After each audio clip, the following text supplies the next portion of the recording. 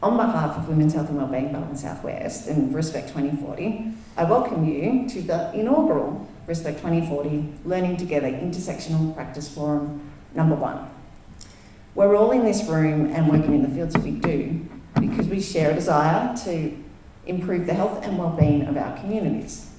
The decision to attend a professional development session titled Intersectional Practice Forum indicates that we also share an understanding that it takes more than good intentions to do this work. It requires, and I think in fact provokes, curiosity and critical reflection about how we do this work and who we do it with and for, what works well, what frameworks, lenses, strategies, knowledge and practices improve outcomes and enable healthier, happier, safer, fairer communities. This forum is presented by Respect 2040.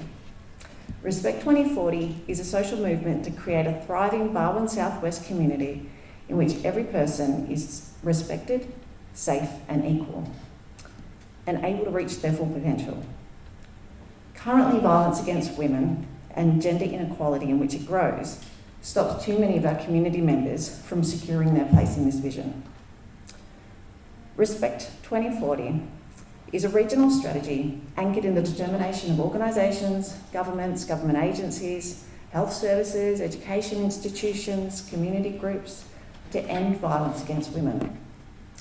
Together, we're seeking to establish a coordinated and coherent regional approach to disrupting the drivers of this violence.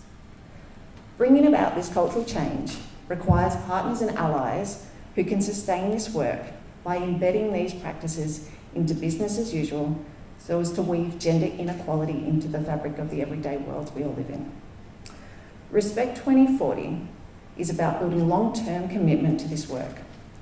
4 pillars underpin this way of working: fostering leadership, collective action, learning together, and tracking progress. Today's forum aligns with the pillar of learning together. It is being developed in response to consultation with our G21 Respect 2040 partners and also responds to feedback from partners in the Great South Coast. The purpose of today is to define intersectionality in the context of addressing the drivers of violence against women and developing a shared understanding across our region, to provide you with examples and inspiration, support and resources to consider how to do this work, and to shape ongoing regional capacity building initiatives to strengthen our practice. Intersectionality names the way multiple layers of social identity, discrimination and power interact to compound disadvantage of people who belong to multiple marginal groups. Intersectionality is a crucial yet unwieldy concept that challenges us to reform our ways of thinking and working, while comprehending the system's changes it requires can leave us feeling daunted. An intersectional approach to prevention of violence against women, however, is not only essential, it's achievable. Managing the scope of today's engagement with intersectionality has been critical to how we approach the design of this forum. 2 tenets guided this: the centrality of women and the necessity of translating theory into practice. Gender inequality functions through sex discrimination that privileges male entitlement at the expense of female rights. It is both held in place by and is the precondition that enables the drivers of violence against women. A solid body of evidence tells us that there are 4 drivers of this violence. The first, condoning violence against women. The second, men's control of decision-making and limits to women's independence in public and private life. The third is rigid gender stereotyping and dominant forms of masculinity. And the 4th driver is male peer relations and cultures of masculinity that emphasise aggression, dominance and control.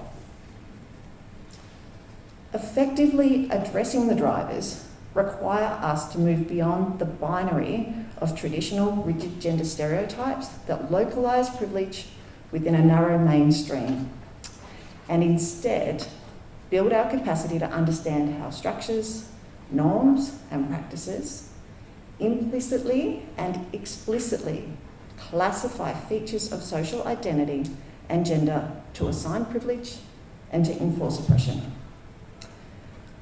The women, girls and gender diverse people of our catchment are rich in diversity, resilience, creativity, knowledge and strength. An intersectional approach to addressing the drivers of violence not only reduces the risk that they will experience this violence, but it increases their access, influence and contributions to the pathways, resources and power that shape our communities. The Respect 2040 Practice Forum number 1 has been deliberately numbered to indicate that this is the beginning of an iterative process to build the capacity of our region to embed an intersectional gender lens in our areas of work. It is a commitment to learn together. And I'd argue that this is one of intersectionality's central asks of us, to outgrow the default notion of a standard mainstream and move towards a way of thinking and working and relating that is always seeking to better understand, engage with and advocate for the unique and ever-shifting kaleidoscope of difference that makes up our communities. That's it from me. Thank you.